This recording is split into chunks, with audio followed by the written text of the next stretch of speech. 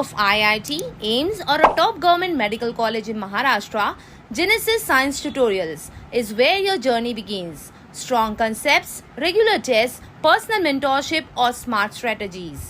इस साल के मुश्किल नीट एग्जाम्स का सोल्यूशन भी सिर्फ GST साइंस ट्यूटोरियल्स में. Top results, proven methods, that's the GST promise.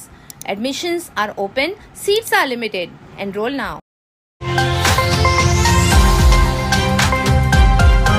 Chavindra fountain hotel के पास हाईवे पर एक बड़ा हादसा. आज सुबह चाविंद्रा फाउंटेन होटल के बिल्कुल सामने हाईवे पर एक बड़ा गड्ढा इतना गहरा निकला कि आधा ट्रक उस पे धंस गया. ट्रक के नीचे का हिस्सा पूरा पानी और कीचड़ में फंस गया, जिसकी वजह से ट्रैफिक भी काफी देर तक स्लो रही.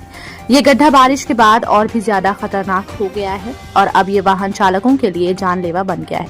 लोकल लोगों ने प्रशासन से मांग की है कि जल्द से जल्द इस रोड को रिपेयर किया जाए, वरना कोई जानी नुकसान भी हो सकता है. ईरान और इजराइल के बीच complete and total ceasefire का ऐलान हुआ है, जिसका सरप्राइज अनाउंसमेंट डोनाल्ड ट्रंप द्वारा किया गया.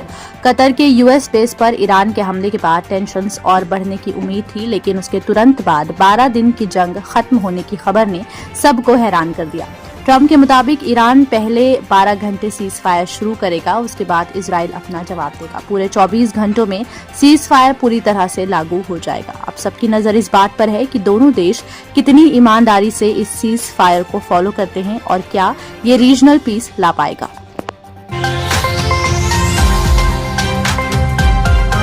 भिवंडी के अमजदिया रोड वार्ड नंबर 9 से ये वीडियो भेजकर जानकारी दी गई है कि कॉरपोरेशन के लोग साफ रोड पर कचरा डंप करके चले गए हैं.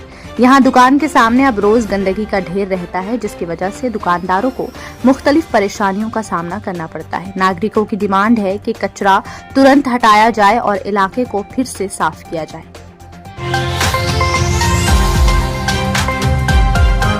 भिवंडी के समन नगर इलाके में बिना परमिशन लाउड स्पीकर बजाना एक युवक को भारी पड़ गया. भिवंडी शहर पुलिस ने युवक के खिलाफ आईपीसी की धारा 292, 293 और एनवायरमेंट प्रोटेक्शन एक्ट 1976 की धारा 15 के तहत केस दर्ज किया है. पुलिस के मुताबिक 19 जून की रात 10:53 से 11:05 के दरमियान आरोपी ने हबीब बिल्डिंग के सामने पब्लिक प्लेस पर लाउड स्पीकर बजाया, वो भी पहले से मिली वार्निंग के बावजूद, जिसके बाद पुलिस ने तुरंत एक्शन लेते हुए उसे साइट से हिरासत में लिया. कहा जा रहा है कि उसके इस एक्ट से लोकल शांति भंग होने का खतरा था. फिलहाल पुलिस जांच में जुटी है. गोरेगांव वेस्ट के भगत सिंह नगर में एक दिल दहला देने वाली घटना सामने आई है. एक शख्स ने अपनी ही बीवी का गला घोंटकर उसकी जान ले ली, वो भी अपने छोटे छोटे बच्चों के सामने. पुलिस के मुताबिक शख्स को अपनी बीवी पर बेवफाई का शक था. मामला मंडे सुबह का है और वारदात के बाद आरोपी वहां से फरार हो गया था, लेकिन पुलिस ने गुप्त जानकारी की मदद से उसे गिरफ्तार किया. फिलहाल पुलिस इस वहशियाना वारदात की तहकीकात में जुटी है.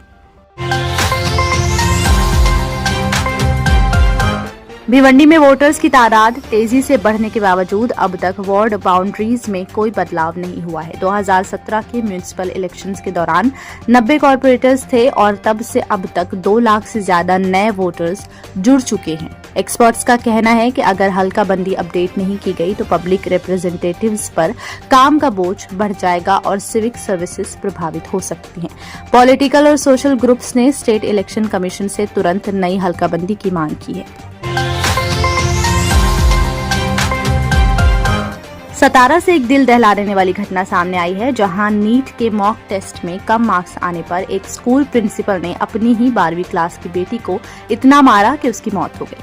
पहले तो बच्ची ने सिर्फ इतना कहा कि पापा आप कौन सा कलेक्टर बन गए, आपके भी कम नंबर आए थे. इसी बात से नाराज होकर आरोपी पिता ने लाठी से उस पर हिंसा की. बच्ची को गंभीर चोटों के बावजूद तुरंत हॉस्पिटल नहीं ले जाया गया और कुछ घंटों बाद उसकी जान चली गई. पुलिस ने आरोपी पिता को गिरफ्तार कर लिया है और मामले की मजीद जांच की जा रही है.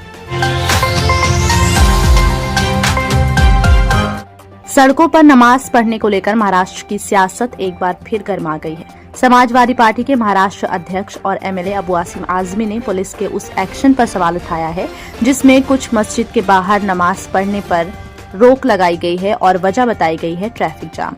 अबू आसिम आजमी का कहना है कि जब पालकी और गणपति प्रोसेशंस के दौरान ट्रैफिक रुकती है तो वहां ऐतराज नहीं होता, फिर नमाज पर क्यों। इस मुद्दे पर पॉलिटिकल टेंशन्स भी उभर कर सामने आए हैं। एनसीपी अजित पवार ग्रुप के स्पोक पर्सन ने अबू आसिम आजमी पर जानबूझकर कम्युनल एटमॉस्फेयर बनाने का आरोप लगाया है और सरकार से सख्त कार्रवाई की मांग की है। राज्य में एक बार फिर धार्मिक प्रोग्राम्स और पब्लिक स्पेसेस के यूज को लेकर पॉलिटिकल नाराजगी बढ़ गई है।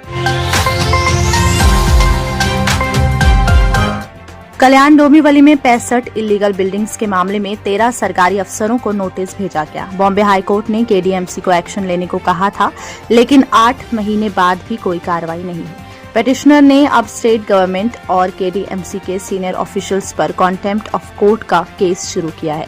नोटिस मिलते ही केडीएमसी ने एक बार फिर इलीगल रेजिडेंट्स को घर खाली करने का नोटिस भेज दिया है। इस मुद्दे पर राजनीतिक तनाव भी बना हुआ है। कल्याण ईस्ट इलाके से एक बड़ी घटना सामने आई है। यहां योगेश्वर टावर की प्रोटेक्शन वॉल अचानक गिर गई, जिससे 12 टू व्हीलर्स और 2 4 व्हीलर्स को नुकसान पहुंचा है। वॉल गिरने से व्हीकल्स पूरी तरह से डैमेज हो गई, लेकिन खुशकिस्मती से किसी को चोट नहीं लगी। लोकल रेजिडेंट्स ने कंसर्न उठाया है और अथॉरिटीज से डिमांड की है कि बिल्डिंग सेफ्टी का इंस्पेक्शन तुरंत किया जाए।